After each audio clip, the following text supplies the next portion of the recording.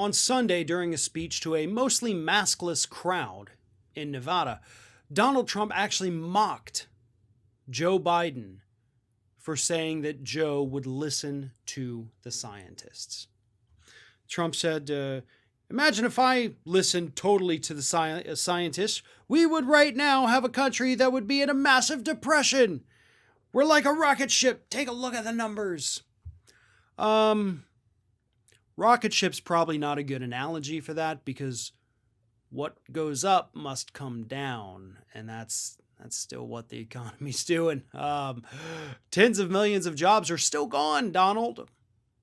I know you like to talk about the fact that, hey, we're adding jobs every week, and yeah, as the economy reopens, that's exactly what we had expected to happen. Unfortunately, the rate of job growth is not matching the rate of job loss, which means we are still at a very big net negative.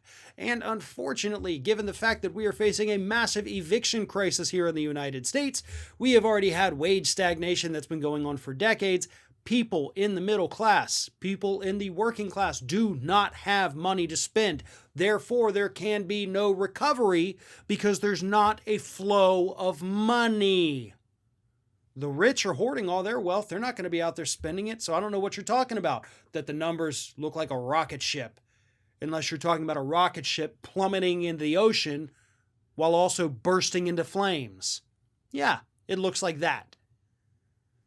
But that's beside the point. The point is, he mocked Joe Biden for saying, I'll listen to the scientists.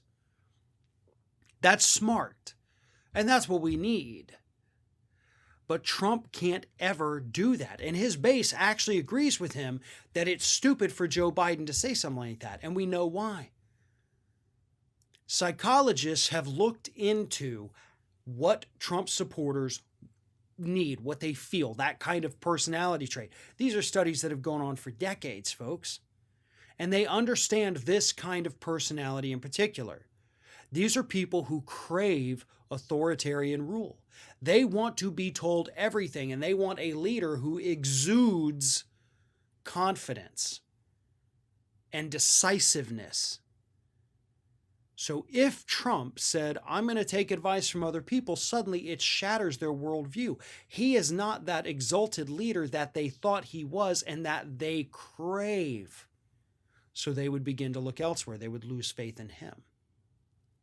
Believe it or not, those people actually want someone who stands up and says, I'm not going to listen to people smarter than me, because there are no people smarter than me. Joe Biden, on the other hand, understands, hey, I'm not the brightest guy in every room. These people know more about this than I do. They've spent their lives studying these things. I have not. They know more. Let's listen to them. Except here's the problem with Joe Biden, is that it ends at the pandemic response. Because Joe Biden, who has repeatedly told us over the last few weeks, for the love of God, he'll never ban fracking, scientists have actually said we should ban fracking. So he'll listen to the scientists on the pandemic, but he's not going to listen to the scientists on the other thing. And see, folks, that's the problem. Because it doesn't matter what the issue is. Scientists, for the most part, of course, there's some bad apples out there, sure. But these are people who spend their lives in a field of study. And they are constantly learning and evolving and figuring things out. When they talk, we should listen.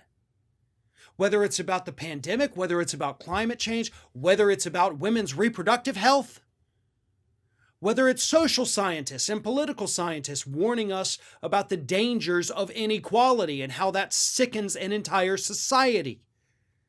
We should listen to all scientists. But Republicans can't do it because it shatters every single one of their political beliefs, and Democrats can't do it because it shatters most of their political beliefs. If we were listening to scientists, again, from medical scientists to climate scientists to social scientists, if we did that, if we actually let facts and science rule our country, we would be unstoppable as a global force.